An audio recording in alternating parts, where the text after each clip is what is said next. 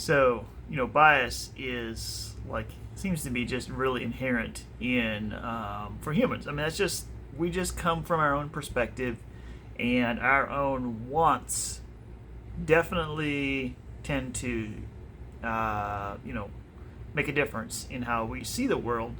In other words, what we want to believe tends to alter how we do believe. Now, why am I starting out with that? So, I was thinking about this recently, which is interesting that there are these words that are overwhelmingly have positive associations for Americans, I would say, that one party or the other has sort of adopted that word, and it's kind of interesting because they kind of it's almost like they get a monopoly on the word, if you will. Now, not that they have an actual monopoly, but basically it means that they use it so heavily, it kind of becomes associated with their party, if you will, even if it's perhaps divorced from reality in many ways. So, what are these words? Well, it's interesting because both the conservatives and liberals have a word like this that has happened in the last several years. Um, so, the word that the conservatives had over the last probably I would say since 2020, somewhere in there, and from then on, maybe before then, but maybe from then on especially, 2020, 2021, somewhere in there, their word was freedom. So you would see, businesses that are focused on serving conservatives. They would have freedom often in their business name, or maybe if it was a Republican trying to do. One of the ways you see this come out sometimes, and I'm not sure if the Republicans did this or not, but what they'll do is they'll add that name in the legislation. So the something something Freedom Act, maybe. So anyway, it's interesting how freedom. If you I would venture to say that there came a point in which I think it's kind of fizzled at this point somewhat, but there came a point at which if you made a freedom related post on social media, you would just assume, or if you saw a post on social media talking about freedom, you would assume it was written by a conservative. and the notion that just because you lean Democrat or you lean left means that you have no concern at all for your freedoms, I think is ridiculous. And I think in some ways it was perhaps there's a grain of truth there, right? And that is that in general, I think the left is less concerned about certain types of freedoms. But at the same time, you also find it on the right. Many are happy, or they're not absolutists when it comes to freedoms, right? They're happy to take away certain freedoms if it sort of benefits their position. So, most parties are not consistent in their talking points and how they're applied, right? What got me thinking about this is the way that the left has sort of monopolized the word democracy right now. So their drumbeat is that basically Donald Trump is a dictator or wants to be a dictator.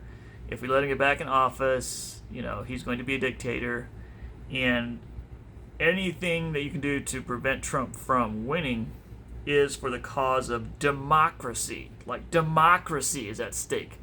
And it's as someone who is more of a conservative, who in general is a fan of democracy, it just sounds ridiculous, especially considering the fact that on the left they had some of the way they ran their primaries with Biden was very undemocratic. They were basically like, some states didn't even hold Democratic primaries because they were like, no, we're just gonna do Biden, no choice, and the way they shut out RFK Jr. and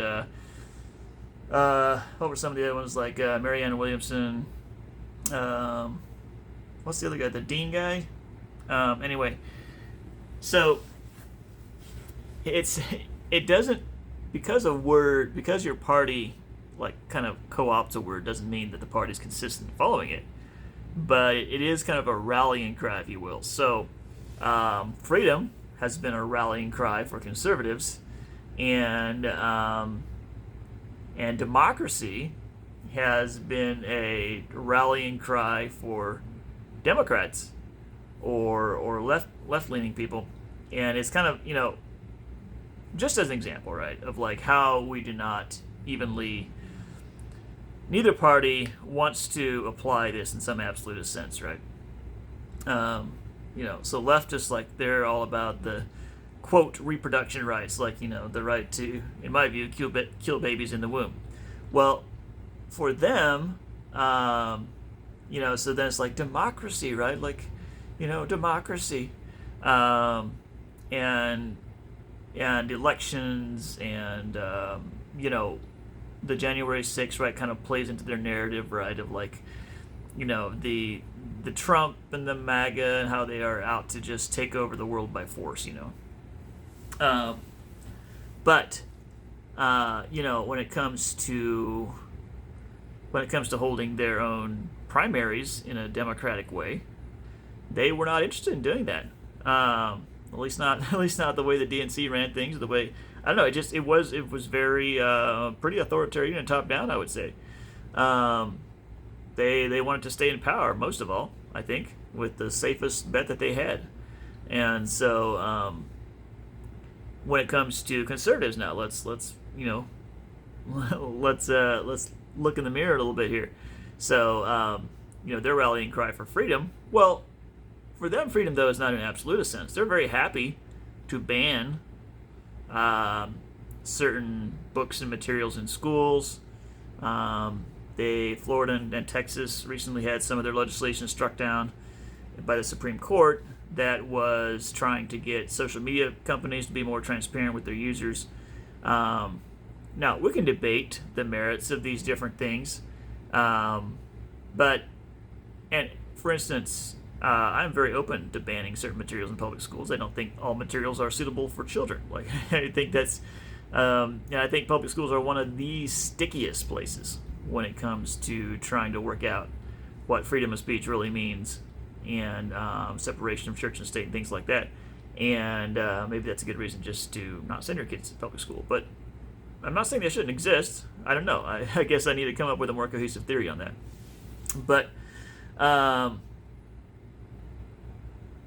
so the point is not the individual. Like, I do want social media companies to be more transparent, and I think in some ways you could say that the fact that Elon Musk took over X and made that more of a transparent, crowdsourced sort of platform, if you will, I think possibly has done more to save democracy, if you will, at least to save free speech, than perhaps anything that's been legislated in the past 10 years or maybe 50 years. I don't know. So that's a possibility. But anyway, but there, the point is not whether I want a certain piece of legislation. The point that I'm making today is whether I'm being consistent. So if I'm all about freedom, then am I also concerned about freedom for the other side, right? If you're all concerned about democracy, well, are you? If there are a majority of people in this country who want Trump to be in office, and then are you committed to making sure that he gets in office if a majority of the people want him to be in office? That would be democracy. So mostly, so usually there's I would say in these terms that come up, there is a grain of truth. There's an idea that makes sense. There's a narrative that makes sense. And so for this talking point, it resonates with the people inside that group. But in general, any political group or party will use words that sound good, but they will not be highly principled in the application of that good sounding word. So I hope that as a country we have more and more freedom and more democracy, and that we run in a generally constitutional fashion and in a way that allows us to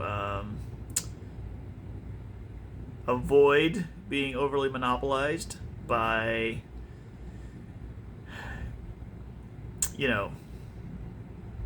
things that are not good. Okay, I'm just going to leave it there, I guess. So I do like the idea of a democracy. I do like the idea of freedom. Hopefully, we become more and more of those things here in the United States, and